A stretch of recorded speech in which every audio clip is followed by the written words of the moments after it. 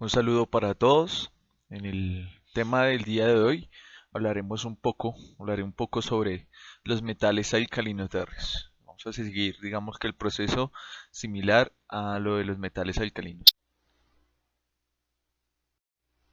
En este caso, vamos a dar las generalidades de los metales alcalino terrestres y es bien sabido que contienen dos electrones de valencia. Recuerden que están ubicados en el bloque S, el grupo dos electrones de valencia. Su número de oxidación más común es más 2 y así como los metales alcalinos son elementos bastante reactivos. Entonces pueden tener aquí esta infografía. Recuerden que yo les subí en el aula virtual el enlace a la página muy interesante que tiene infografías sobre química. Entonces le pueden echar un vistazo si lo desean. En cuanto a las propiedades generales de este grupo, podemos ver que las densidades, así como las de los metales alcalinos, también son bajas comparándolos con los metales, por ejemplo, los de transición.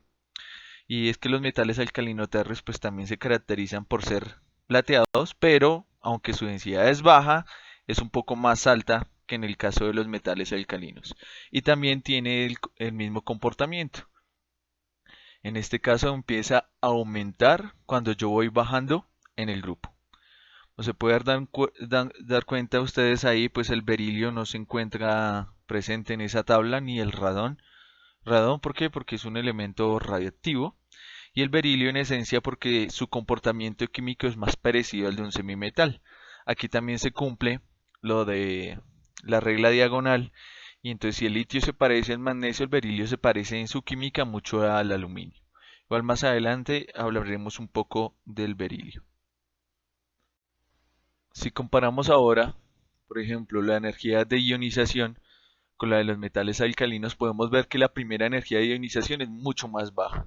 Recuerden que en la tabla en el video anterior, pues la energía de ionización de los metales alcalinos son valores supremamente grandes que va disminuyendo de arriba hacia abajo, ¿cierto? Es más difícil quitarle un electrón a un elemento más pequeño.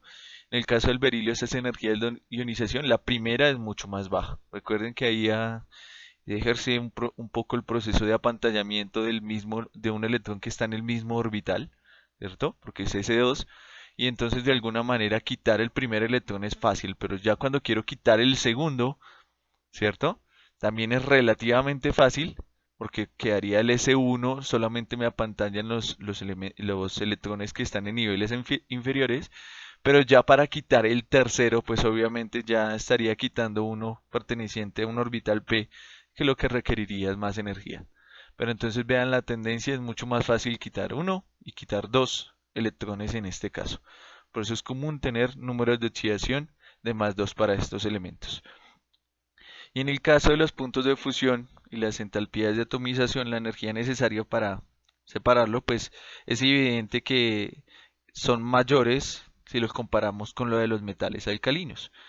En este caso, pues no hay una tendencia muy clara, la entalpía de atomización y el punto de fusión es más o menos, que de alguna manera se mantiene más o menos constante porque vean que sube, baja, ¿cierto? Disminuye al descender en el grupo, pero de todas maneras la entalpía de atomización y este punto de fusión lo que me están indicando es que los enlaces metálicos son más fuertes en los metales alcalino terrestres que en los metales alcalinos.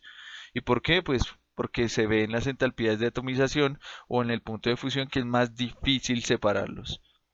Y si hacemos una analogía, pues aquí hay que tener en cuenta que ahora lo que tenemos son dos electrones de valencia que participan en el enlace. Hay más interacciones, en cambio con los metales alcalinos solamente teníamos un electrón que podía hacer eso.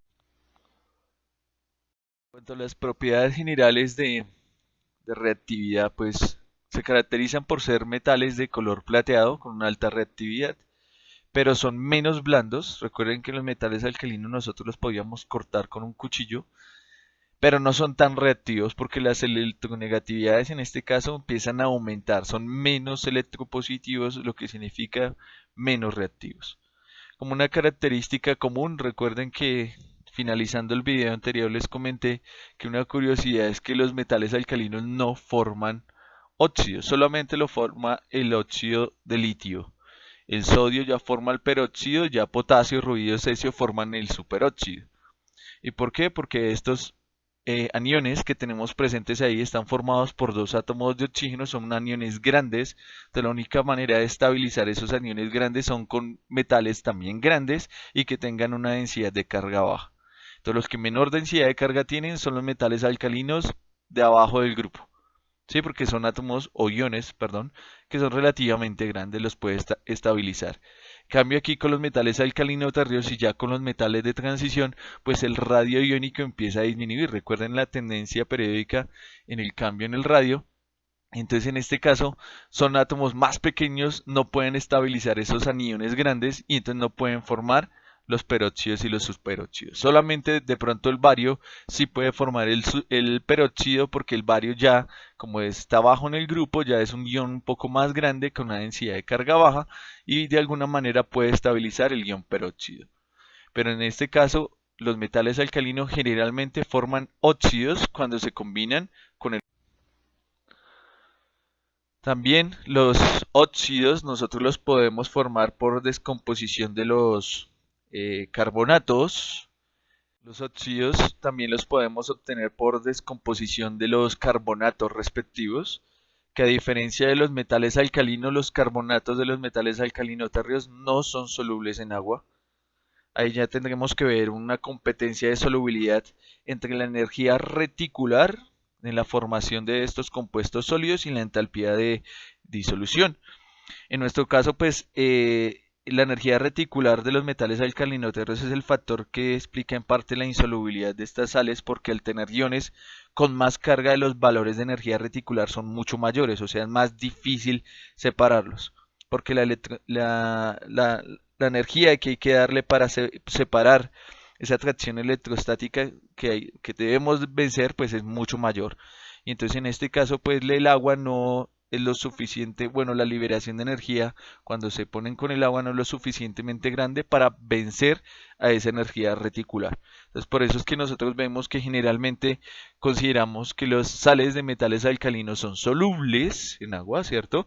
Pero ya los de los metales alcalinos terreos no lo son. En nuestro caso particular, lo que podemos ver también, perdón, podemos ver también es que de acuerdo a esa densidad de carga superior que tienen los metales alcalino-tercios, pues se facilita que los compuestos se puedan hidratar. Ya veremos algunos ejemplos con respecto a eso. También una curiosidad química es que el magnesio puede hacer ignición en presencia de dióxido de carbono. ¿Qué significa eso? Que si nosotros queremos apagar un fuego generado producido por el magnesio, que se utiliza mucho en pirotecnia y la combustión es muy llamativa porque cuando quemamos magnesio todos deben recordar el laboratorio en química general que se libera bastante luz. Entonces, si nosotros tenemos un incendio, por decirlo de alguna manera, generado por el magnesio, nosotros no podemos apagarlo con un extintor que sea de dióxido de carbono, porque al contrario, permitirá que haya una mayor combustión generándose el óxido y generándome carbono como subproducto. Otra característica de los metales alcalinoterrios es que reaccionan bastante fuerte con los no metales. Entonces, así como los metales alcalinos reaccionan indirectamente con los no metales, también lo hacen los metales alcalinoterrios. Y, por ejemplo, en condiciones, el calcio caliente puede arder en cloro gaseoso para formar cloruro de calcio. Es una reacción bastante exotérmica. Y otra curiosidad también es que el nitrógeno, como les decía en el video anterior, es muy poco reactivo, pero el nitrógeno es capaz de reaccionar con los metales alcalinoterrios para formar los nitruros respectivos. Entonces ahí como se muestra en la diapositiva, yo puedo combinar magnesio metálico con nitrógeno para formar nitruro de magnesio. Recuerden que el litio también lo puede hacer porque, de nuevo, la regla diagonal, el litio se parece mucho en su química al magnesio. Otra particularidad también es que al igual que los metales alcalinos, los metales los metales alcalinoterros así puros pueden reaccionar directamente con el agua para formar las respectivas bases. Entonces el calcio, el estroncio y el bario en contacto con el agua forman hidróxido de calcio, estroncio y bario que son consideradas bases fuertes, ¿cierto? Recuerden que eso también lo podemos obtener cuando yo combino directamente el óxido de tipo básico, en este caso, ¿cierto? Recuerden que hay óxidos ácidos y óxidos básicos. En este caso, el óxido básico será la combinación de un metal con el oxígeno. Cuando yo lo hago reaccionar con agua, se me forma la base respectiva. Hidróxido de calcio, hidróxido de estroncio y hidróxido de bario. Entonces ocurre tanto con el metal o como con el óxido en contacto con el agua. En el caso del magnesio, recuerde que el magnesio pues ya es más pequeño. Cuando yo combino el óxido de magnesio con agua se me forma ese óxido de magnesio que ya no es una base fuerte, sino una base débil. Entonces ya por su tamaño y por la densidad de carga del magnesio, pues ya las interacciones iónicas ya no son tan iónicas. Empieza a prevalecer un poco el carácter covalente de los enlaces. Y en el caso del berilio es aún más pronunciado este efecto porque el berilio es el más pequeño del grupo y entonces en este caso él tiende a tener muchos enlaces covalentes, en parecerse en un semimetal o a un no metal. En este caso el hidróxido de berilio ya no se considera una base, bueno, ya se considera es un compuesto que es anfótero porque puede reaccionar de igual manera con bases o con ácidos. Entonces ahí en el par de reacciones se muestra el hidróxido bario con una base que puede ser cualquiera, que forma aniones, eso es muy característico también, después lo hablaremos, o el hidróxido de berilio que puede reaccionar con un ácido para formar, en este caso, una sal de sulfato de berilio. Y como les decía hace un rato, pues la cantidad de moléculas de agua, generalmente por la densidad de carga de estos metales alcalino-térreos, que es más alta que los metales alcalinos, eso favorece que las moléculas de agua pueden rodear los diferentes iones y generalmente, pues estas sales siempre son hidratadas. Hay una curiosidad simplemente que el hidróxido de magnesio y de calcio son sales anhídricas, una curiosidad porque generalmente sí lo son hidratadas como se ve aquí en la tabla, pero en el caso del hidróxido de estroncio y de bario son sales octahidratadas. Porque si ustedes pueden ver aquí la tendencia general es que cuando yo desciendo en el grupo empiezan a disminuir las moléculas de agua asociadas a esas sales de hidratación. ¿Por qué? Porque sencillamente el tamaño del ion empieza a aumentar y la densidad de carga pues disminuye, ¿cierto? Se favorece mientras mayor densidad de carga, por eso las sales de magnesio como el sulfato de magnesio, ese que podemos comprar en la droguería, ¿cierto? Las sales de Epsom pues son sales hidratadas. Pero entonces esta curiosidad que la tendencia aquí en el caso de los hidróxidos es al contrario. Los que están arriba del grupo son anhídridos y los que están abajo del grupo son octahidratados.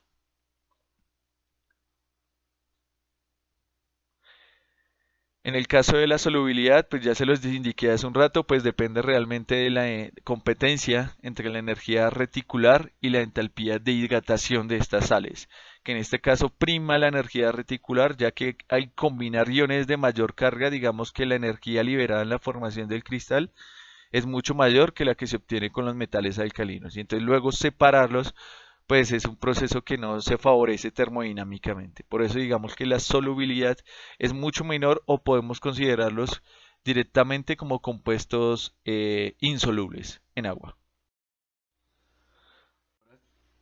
Si queremos hablar directamente de cada uno de los elementos que conforman este grupo, pues vamos a empezar con el berilio. Recuerden también esta infografía, saqué de esta misma página Compound Interest que les dejé en el aula virtual el enlace y estos dibujitos aquí también que me los encontré muy bonitos en Pinterest para decir llamativo. Entonces vamos a entrar en detalle. El berilio nosotros lo podemos obtener a partir de diferentes minerales, de la bertrandita o del berilo.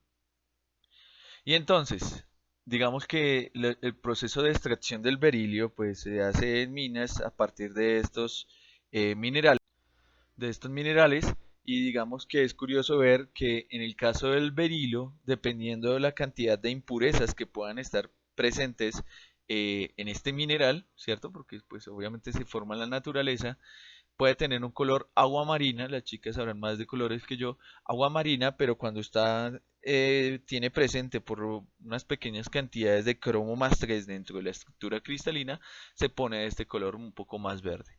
Esa es la tal conocida esmeralda, o sea, es un mineral formado por berilio. ¿Qué características tiene el berilio? Que es un gris de color acerado, o sea, plateadito, duro, que tiene una alta temperatura de fusión, tiene una baja densidad y es conductor eléctrico. Muy buen conductor. ¿Eso qué significa? Que el berilio, aunque tenga, digamos que grado de covalencia en sus enlaces, pues de todas maneras se puede considerar como un metal, ¿sí? ¿Por qué? Porque una de las características primordiales de los metales es que son buenos conductores de la electricidad. También es un elemento muy resistente a la corrosión, con alta resistencia. Si nosotros hacemos, por ejemplo, el diagrama de orbitales moleculares, veremos que es un material que no es magnético. Y entonces, pues, de las aleaciones de este material, debido a esas propiedades, pues se utilizan mucho como en la fabricación de instrumentos de precisión. Y además hay que tener en cuenta que en la tabla periódica nosotros podemos ver que cuando aumenta el número atómico de un elemento, aumenta la capacidad de absorción de rayos X. Entonces, en el caso del berilio, al ser un átomo muy pequeño, pues realmente no absorbe mucho los rayos X y entonces se puede utilizar como material en las ventanas de los tubos de rayos X. ¿Sí? Porque no los absorbe. En cambio, más adelante hablaremos que el bario, ya ser un átomo grande, número atómico mucho mayor, pues él sí empieza a absorber. O sea, hay una tendencia o una relación en que la absorción de los rayos X aumenta con el cuadrado del número atómico. Entonces, en el caso del bario, pues redunda directamente en la aplicación farmacéutica que tiene. Entonces, como les decía hace un rato, pues digamos predomina su mayor carácter covalente porque si nosotros calculamos la densidad de carga del ion berilio más 2, vemos que tiene un valor de 1100.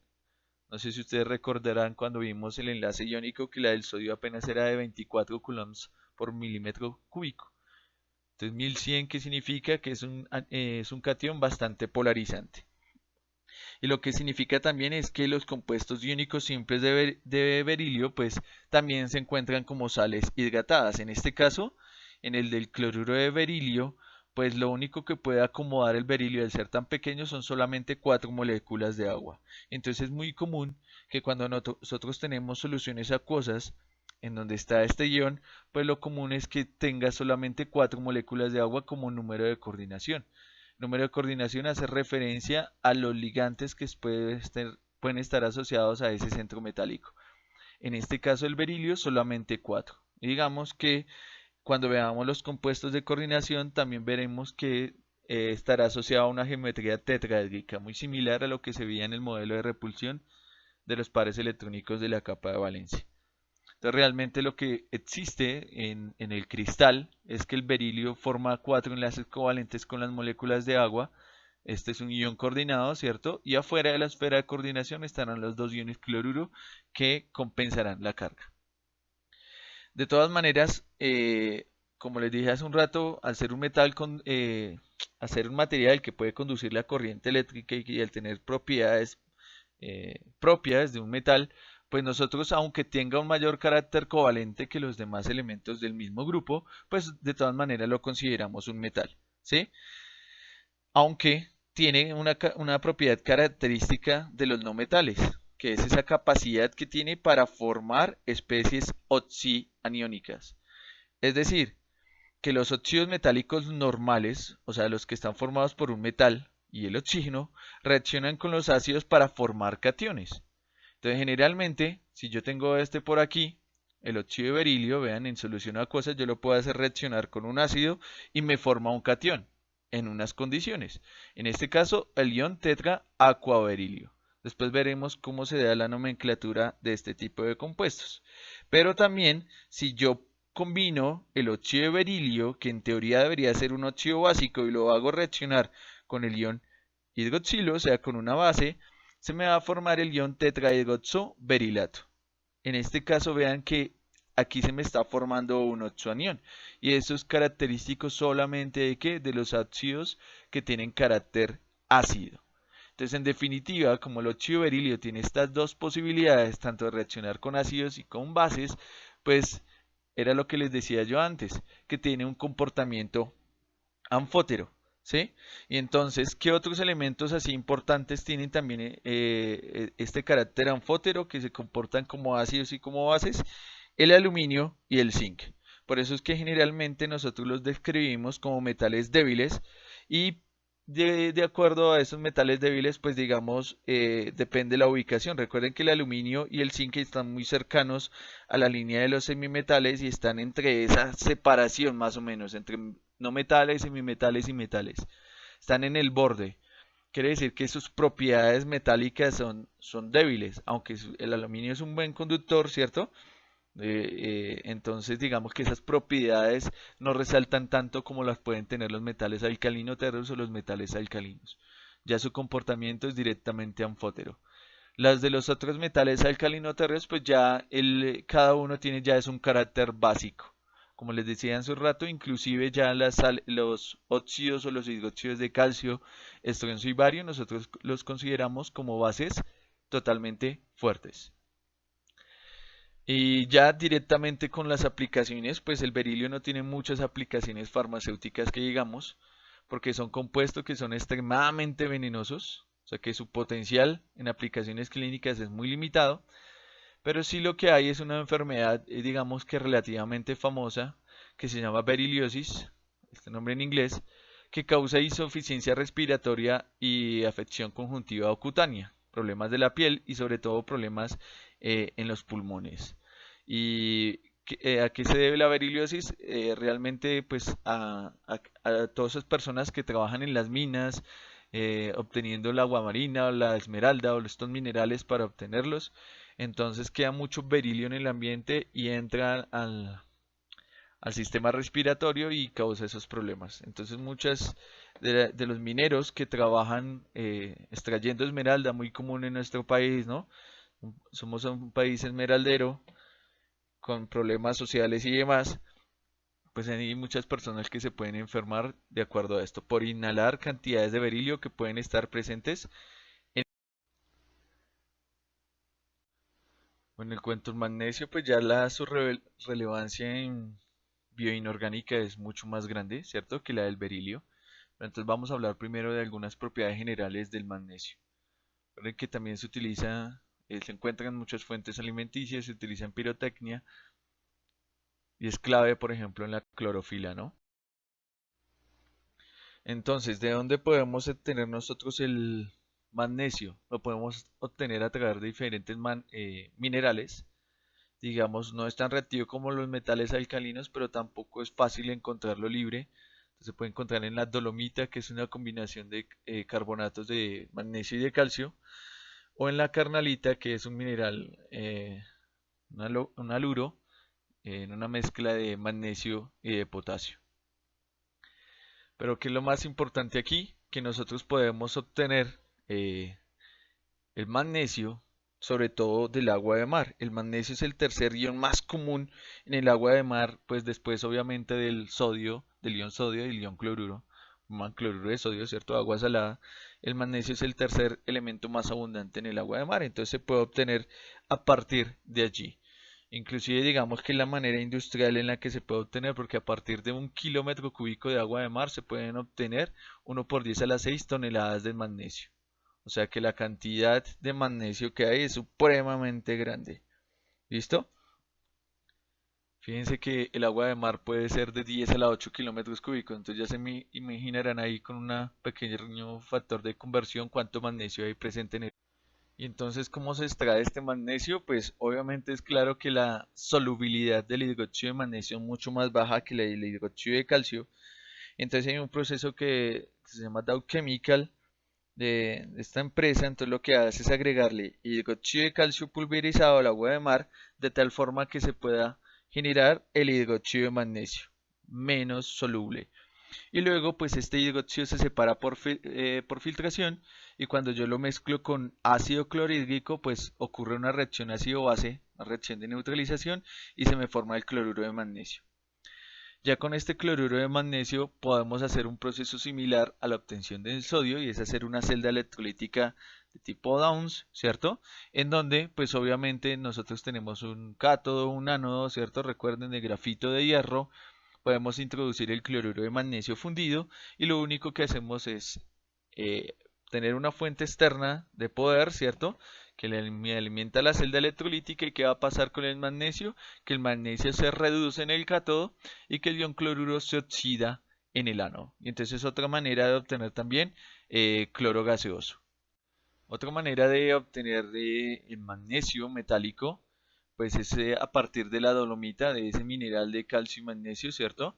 En donde se utiliza primero hay que calcinar esta vaina para descomponer la dolomita en sus óxidos correspondientes y en el proceso pues se genera agua y dióxido de carbono. Entonces lo que tenemos que hacer es ir quitando esos subproductos y luego esos óxidos que obtenemos aquí los ponemos en una aleación con una aleación de hierro silicio que lo que hace es reducir el magnesio a magnesio y el hierro también pues aquí lo que vamos a obtener es el silicato correspondiente de calcio y la obtención de magnesio. Este se llama también el proceso Pillon, es otro proceso industrial que se utiliza para la producción de magnesio, aunque el más común es el Dow Chemical, que es a partir de la celda electrolítica y a partir del agua de mar.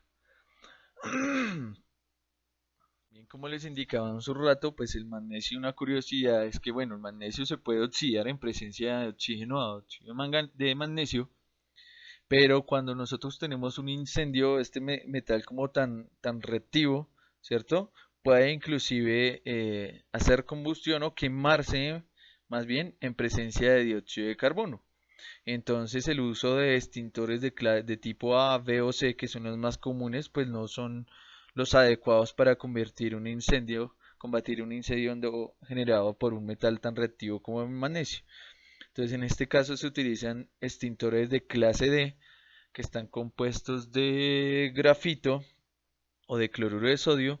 Y entonces lo que pasa es que cuando nosotros utilizamos este tipo de extintores, por ejemplo el de grafito, se puede producir un recubrimiento sólido del carburo correspondiente del carburo metálico en la superficie de combustión y lo que hace es sofocar la reacción química, ¿sí? Que no entre el dióxido de carbono o con cloruro de sodio que de acuerdo a la combustión del magnesio pues la temperatura empieza a aumentar lo suficiente como para fundir el cloruro de sodio y entonces lo que pasa es que ese cloruro de sodio ahora líquido lo que hace es impedir que el oxígeno llegue al metal y de esa manera se pueden sofocar incendios generados por metales radiactivos en donde los extintores convencionales pues ya no se pueden utilizar. Digamos que cuáles son las aplicaciones principales del magnesio. Más de la mitad del magnesio que se produce en el mundo se utiliza como en aleaciones de magnesio y aluminio. Pues porque primero el magnesio es muy poco denso. Recuerden que la página anterior era menos de 2 gramos sobre centímetro cúbico. O sea, es un metal bastante liviano, ¿cierto? Es más liviano el litio, pero recuerden que la actividad del litio con respecto al agua pues es muy fuerte. En cambio la del magnesio no lo es. Aunque es un metal bastante reactivo también, pues lo que pasa es que en las aleaciones de magnesio y aluminio, el magnesio se puede pasivar muy fácil, y asimismo el aluminio. ¿Qué significa que se puede pasivar? Que si yo tengo mi metal puro, ese metal puro en presencia de oxígeno del aire, pues que me va a generar el óxido correspondiente. Pero ese óxido lo que hace es recubrirme mi material y lo protege de que siga ocurriendo la oxidación. Eso es lo que significa pasivar un material. En cambio con los metales alcalinos, pues ellos son tan reactivos que pueden reaccionar con el agua del ambiente y pues no, las aplicaciones en aleaciones y demás, pues obviamente disminuyen. Por eso decimos que el magnesio es el metal, digamos, más liviano de todos que tiene alguna aplicación importante en la generación de aeronaves, en los carritos, en vehículos de tránsito, en donde se necesiten materiales que tengan una densidad supremamente baja.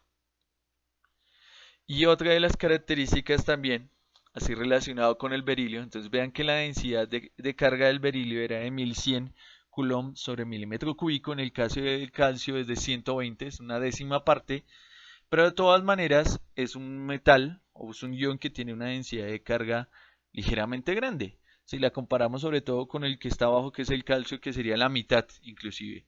Entonces el magnesio puede formar con facilidad también compuestos con algún carácter covalente, puede formar compuestos organometálicos, por ejemplo.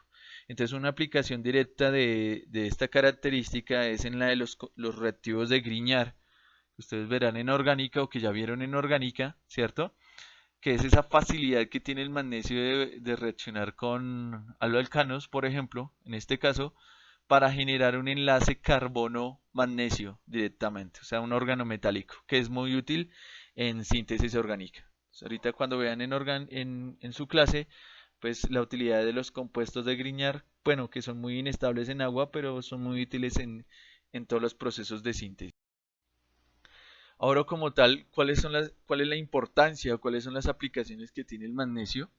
Entonces, el magnesio es uno de los elementos más esenciales de todos, ¿cierto? Junto con el zinc, junto con el hierro, con el sodio, con el potasio.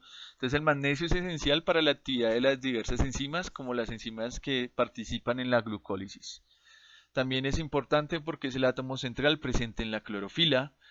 Es un cofactor para la descomposición de las grasas y la glucosa, o sea que hace parte de algunas enzimas, está incluida en algunas enzimas y sin ese magnesio pues la enzima no puede funcionar. Es esencial para la síntesis de la moneda energética de la célula, o sea, de la formación de ATP. Pueden ver ustedes, por ejemplo, en la imagen de abajo, que el magnesio provee estabilidad a la molécula de ATP. Es responsable de la estabilidad y la síntesis del ADN. Entonces recuerden que el ADN tiene un azúcar, tiene un fosfato y tiene una base nitrogenada.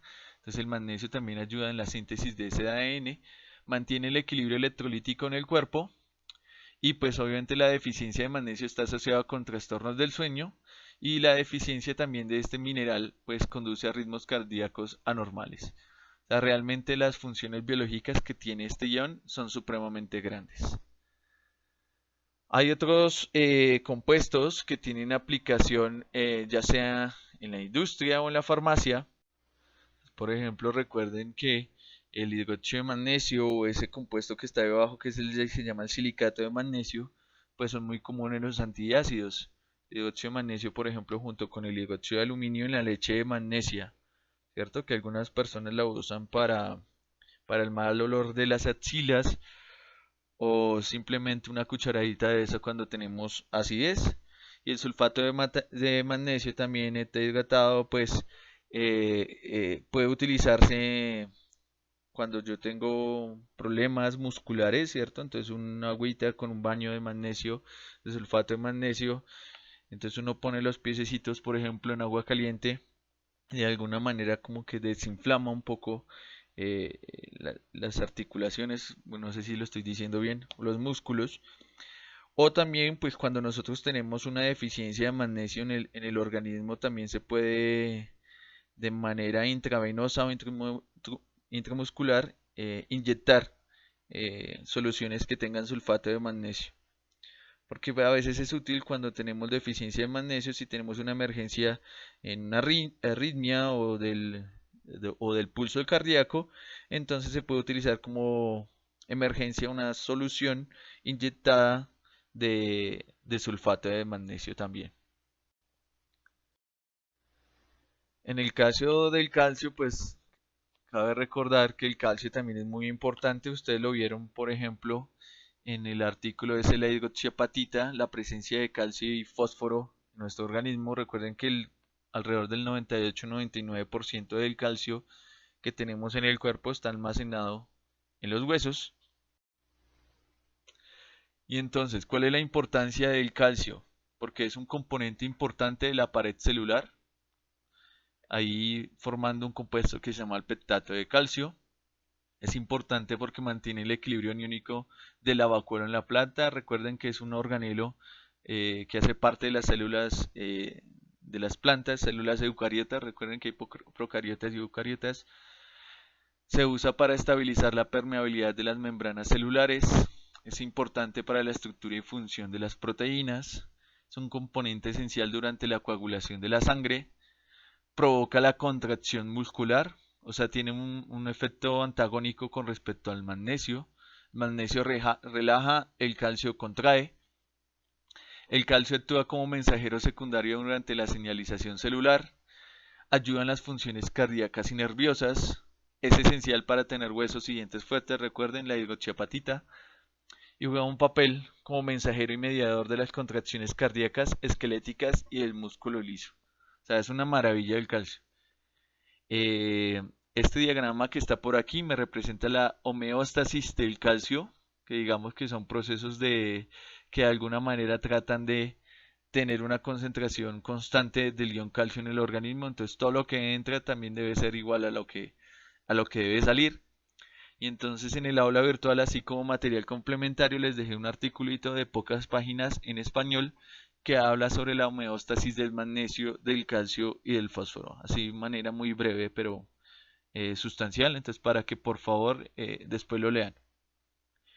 Y también recuerden que hay una relación directa entre la vitamina D, ¿cierto? Por eso es que hay suplementos de vitamina D con calcio y con zinc.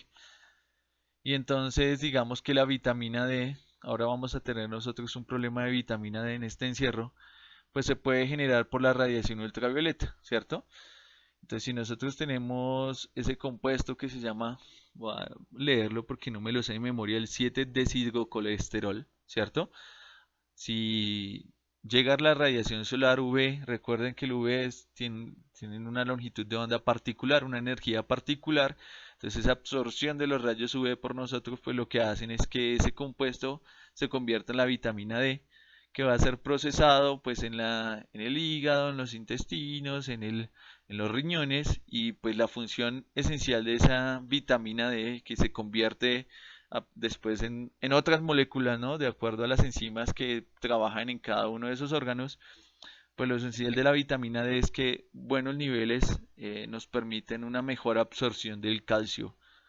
Entonces, si nosotros tenemos poca vitamina D, significa que el proceso de absorción en el intestino de este mineral pues va a disminuir. Por eso es que hay una correlación directa entre las dos. Si no hay vitamina D, no hay absorción del calcio.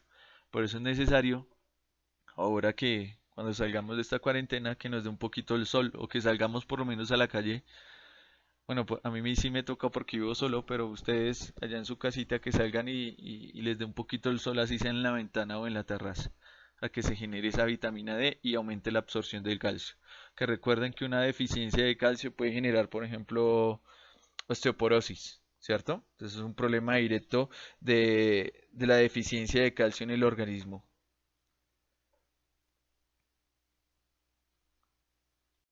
Y además eso redunda también en que, pues si no hay absorción de calcio en los huesos, pues ese calcio que puede quedar por ahí en nuestros órganos, y entonces qué es lo que va a pasar? Que ese calcio librecito empieza a acumularse y nos puede generar las piedritas en los riñones.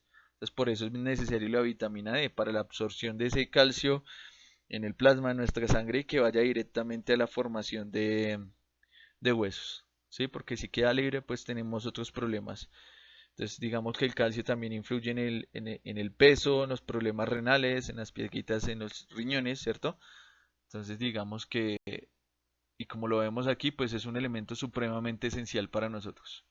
Así como otras aplicaciones de diferentes compuestos, tenemos el arsenato de calcio, compuesto extremadamente venenoso, pero se utiliza como insecticida.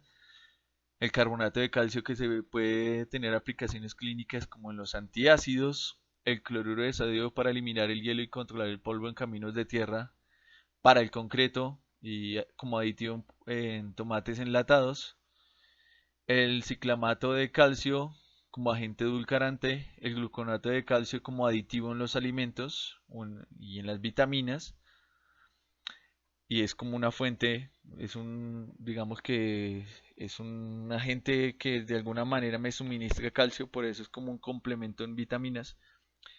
El hipoclorito de calcio como desinfectante de piscinas, el ion hipoclorito, pues recuerden, eh, se utiliza mucho como blanqueador, por ejemplo en el Clorox o en el Decol, en lo que sea que tiene hipoclorito de sodio, entonces también el hipoclorito de calcio. El permanganato de calcio en la producción textil, porque vean, dice que actúa como agente esterilizador del agua y en procedimientos dentales. El fosfato de calcio se encuentra como suplemento de alimentación animal, también se utiliza como fertilizante, como fuente realmente ya no de calcio sino de fósforo, en la fabricación del vidrio en productos dentales. Y el sulfato de calcio supremamente conocido, que es la tiza de la pizarra común o también el yeso. También hay algo muy importante y es que debemos tener un balance en nuestro organismo de calcio y de magnesio. Eso se conocen como twin minerals. Y lo que pasa es que, por ejemplo, si nosotros tenemos un poco nivel de magnesio, una deficiencia de magnesio en nuestro organismo, que lo que pasa es que la absorción de calcio también disminuye. Y entonces eso genera que tengamos diferentes problemas. Entonces siempre hay que tener, digamos que una relación más o menos de 1 a 1 de magnesio y calcio en nuestro organismo. Porque una deficiencia de magnesio se refleja en una deficiencia de absorción de calcio y pues vamos a tener los problemas. ¿Cuáles problemas? Los que les dije hace un rato, osteoporosis o que si se acumula en los órganos, entonces se puede generar las piedritas en los riñones. ¿Listo? Y además, como les decía, pues tienen funciones antagónicas. El calcio se encarga de contraer los músculos, el magnesio se encarga de relajarlos. Pero entonces siempre tiene que estar presentes más o menos en una relación. Por ahí encontré 1 a 1 en el organismo. Por eso es que venden suplementos también de calcio con magnesio y pues después hablaremos del zinc que también es un elemento bastante importante para nosotros. Ahora en el caso del estroncio, pues las aplicaciones que puede encontrar del estroncio son un poco más limitadas. Como tal, una aplicación directa del estroncio es en los fuegos pirotécnicos como carbonato de estroncio, pero sí lo que encontré de aplicación directa es en las cremas dentales que son para dientes muy pero muy sensibles. Entonces el cloruro de estroncio es el ingrediente activo en ese tipo de cremas para disminuir la sensibilidad de los dientes. Digamos que es una aplicación directa del estroncio. En el caso del bario, pues obviamente las aplicaciones empiezan a disminuir. Recuerden que cuando uno desciende en el grupo, pues la abundancia relativa de cada uno de esos elementos también empieza a disminuir, por ende, pues las aplicaciones que podamos tener. Pero una aplicación súper importante del bario en la industria farmacéutica es la siguiente. El bario nosotros lo podemos obtener a partir de la varita, que es realmente un mineral de sulfato de bario en contacto con carbono que me forma el sulfuro y que el sulfuro es medio ácido pues me permite obtener el sulfato. Se ve un poco raro ese proceso en el sentido de que en el inicio en la varita pues el sulfato de bario está impuro, ¿cierto? Tiene un montón de impurezas en el mineral. Entonces cuando yo lo hago reaccionar con el carbón y luego con el ácido sulfúrico lo que va a obtener ahora es un sulfato de bario pues obviamente con una pureza mucho mayor, porque ya de alguna manera a través de este proceso puedo eliminar las impurezas. Dos compuestos de relevancia que encontré, el carbonato de bario que se utiliza como para matar ratoncitos, para matar ratas. El bario pues ya es un ion supremamente tóxico. Entonces a diferencia del magnesio y del calcio que son esenciales, pues el bario ya en muy pocas cantidades pues ya está tóxico para nosotros. Entonces el carbonato se puede utilizar para matar ratoncitos.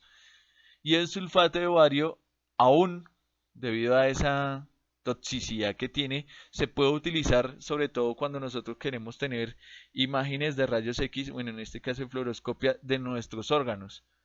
Pues sabemos que los huesos nosotros sí los podemos ver por rayos X porque el calcio absorbe rayos X, ¿cierto?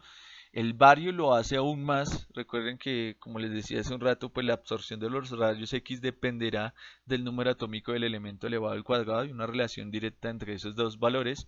Entonces el bario absorbe aún mucho más. Entonces si nosotros queremos ver por rayos X, por fluoroscopía, los órganos, ¿cierto? El intestino, el estómago, ¿cierto? Entonces lo que podemos hacer es tomar una suspensión de sulfato de bario. Recuerden que el sulfato de bario es supremamente insoluble. Fíjense que aquí se encuentra el valor de solubilidad 2,4 por 10 a la menos 3 gramos por litro. Entonces lo que no tengo una solución sino una suspensión. Entonces cuando uno se toma esta vaina, Que lo que pasa, pues que entra todo el tracto digestivo, al esófago, al estómago, ¿cierto? Llega a los intestinos y como el bario absorbe radiación de rayos X, pues yo los puedo ver en una imagen y puedo ver los órganos. Puedo ver enemas, puedo ver úlceras, puedo ver si hay tumores. Todo eso a partir del sulfato ovario. Precisamente ¿por qué? Porque estamos jugando la aplicación directamente con la solubilidad. Como es muy poco soluble, pues no se va a absorber en los intestinos, ¿cierto? El intestino no lo puede absorber y entonces no nos pasa nada. Así sea el bario venenoso, pues no se puede separar ahí del sulfato y no lo vamos a absorber. Entonces lo único que pasa es que después de consumir esto, tomar las imágenes, ese sulfato de bario se puede eliminar en las heces directamente. Fíjense que aquí estamos jugando directamente también con la solubilidad. En el caso del radio, pues el radio es el elemento más pesado de este grupo.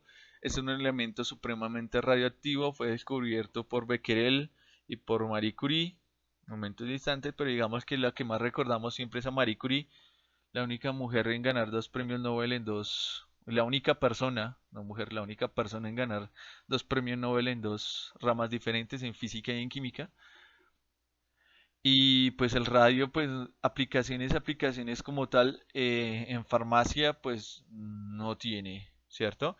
Antes, eh, el, el radio, cuando esta señora lo descubrió, o se descubrió, pues se combinaba con agua destilada y se le daba a las personas como una cura milagrosa. Aún nosotros, ya con todo el desarrollo que tenemos, hay gente que cree en esas curas milagrosas, pues bueno. Entonces, más o menos en los 20, en los 30, la gente tomaba agua destilada con radio, que para curar todos los males, pues obviamente después se dieron cuenta que se generaba mucho cáncer y problemas médicos en las personas. Inclusive en los años 30, ahí encontré también un fact que las bailarinas de cabaret lo que hacían es que los vestidos, de acuerdo a eso tan llamativo que era el radio, vean el colorcito aquí abajo, que es un verdecito que emite una fluorescencia verde muy bonita, pues la gente la veía bonita y entonces decoraba los vestidos con radio. Entonces se imaginarán después la cantidad de señoras que pudieron haber muerto debido a la exposición al radio. Ya para terminar, para mostrarles aquí, les muestro el comportamiento químico de los metales alcalino-térreos, así las diferentes reacciones que podemos obtener. Y resalto tres, que era como les decía al principio, que los metales alcalino-térreos, a diferencia de los metales alcalinos, sí forman los óxidos, se puede formar el óxido de magnesio, el óxido de calcio, pero ya en el caso del bario se puede formar el peróxido, igual que con el sodio, que ya su tamaño es más grande, su densidad de carga es menor y ese tipo de cationes pueden estabilizar los aniones grandes. Digamos que los bicarbonatos, el ion bicarbonato que también es un ion grande, solamente puede ser estabilizado por los metales alcalinos grandes también. Cuando nosotros hablamos del bicarbonato de sodio, bicarbonato de potasio, son sales que están en estado sólido, pero son las únicas que pueden existir. Yo no puedo tener bicarbonato de hierro 3 en estado sólido. ¿Por qué? Porque ya esos iones ya no pueden estabilizar ese anión en una estructura cristalina. Entonces es muy poco común. Pero aquí pasa lo mismo. Solamente el ion peróxido, de acuerdo a los metales, puede ser estabilizado o por el ion sodio o por el ion potasio, ¿cierto? O por el ion bario. ¿Sí? Pero ya por otros cationes más pequeños ya no pueden existir. Ya la estructura cristalina ya no se puede formar. Por eso lo común es que se formen ya los óxidos correspondientes. Aquí también, digamos que, como les decía, una comparación entre la química del litio y los metales alcalino-térreos. Entonces voy a describirles o voy a leer directamente aquí algunas propiedades que tiene el litio muy similares a los metales alcalino-térreos, ¿cierto? Y entonces aquí, la primera es que la dureza del litio metálico es mayor de todos los metales alcalinos y muy similar a los alcalino-térreos. Una propiedad que no comparte con los metales alcalinos del litio. Al igual que los metales alcalino-térreos, y a diferencia de los metales alcalinos, el litio forma un óxido normal, no un dióxido, o sea, los peróxidos, como les indicaba hace un rato. El litio es el único metal alcalino que forma un nitruro, también se los comenté, y todos los alcalino-térreos forman nitruros. El litio es el único metal alcalino que reacciona con el carbono para formar el dicarburo -2 y no los y todos los metales alcalinos terrestres lo hacen, los metales alcalinos no lo hacen. También que la solubilidad de los compuestos alcalinos generalmente siempre decimos que son solubles, pero en el caso del carbonato de litio, fosfato de litio, fluoruro de litio, la solubilidad es supremamente baja, inclusive son insolubles. Asimismo ocurre con los metales alcalinos terrestres. El litio puede formar compuestos organometálicos similares al magnesio. Entonces recuerden que hablábamos de que el litio puede formar enlaces covalentes debido a su densidad de carga, muy parecida al magnesio, por ejemplo en los compuestos de Grignard o en los reactivos de Grignard. También hay enlaces covalentes. Muchas sales de litio exhiben un alto grado de covalencia, ¿cierto? Por la densidad de carga, muy similar a la del magnesio. Y los carbonatos de litio y magnesio se descomponen para dar el óxido de metal apropiado, o sea, óxido de litio u óxido de magnesio, dióxido de carbono y oxígeno, pero los carbonatos de los metales alcalinos no se descomponen. Entonces, si yo pongo carbonato de sodio y lo empiezo a calentar, él no se descompone. En cambio, el carbonato de litio o el carbonato de magnesio, si yo los caliento, sí se descomponen. Y eso es debido a que, miren aquí, recuerden, a una densidad de carga similar que hay entre estos diferentes iones. Y por esta regla diagonal. Entonces el berilio, su química se parece mucho al aluminio, el boro se parece mucho en su química al silicio. Para terminar, aquí en el aula virtual recuerden que les dejo en el videito algunos ejercicios en donde se aplican algunos métodos cuantitativos de análisis de principios activos. En este caso aquí hay un ejercicio en donde se analiza una suspensión de dióxido de magnesio. En la anterior video les mostré una de carbonato de litio y una de cloruro de sodio, si la memoria no me falla. Entonces, para que ustedes, como manera de actividad independiente de aprendizaje, ustedes empiecen a hacer estos ejercicios así como de recorderis de su química analítica. Son ejercicios supremamente sencillos de análisis y de calcular cantidades de principios activos. Aquí hay otra de carbonato de calcio, también para que lo analicen a través de, esto creo que es por EDTA. Después hablaremos de lo que es el EDTA, que es un agente complejante que forma quelatos con diferentes metales, con iones positivos, y hablaremos de los compuestos de coordinación que forma el EDTA. ¿Listo? Entonces, por favor, véanse este videito. Es poco enredado, lo sé, pero con mucho cariño. Repasen esta partecita de acá. Y como no alcancé en el video anterior porque me salté la presentación, en este caso sí me voy a despedir. Entonces, hasta luego.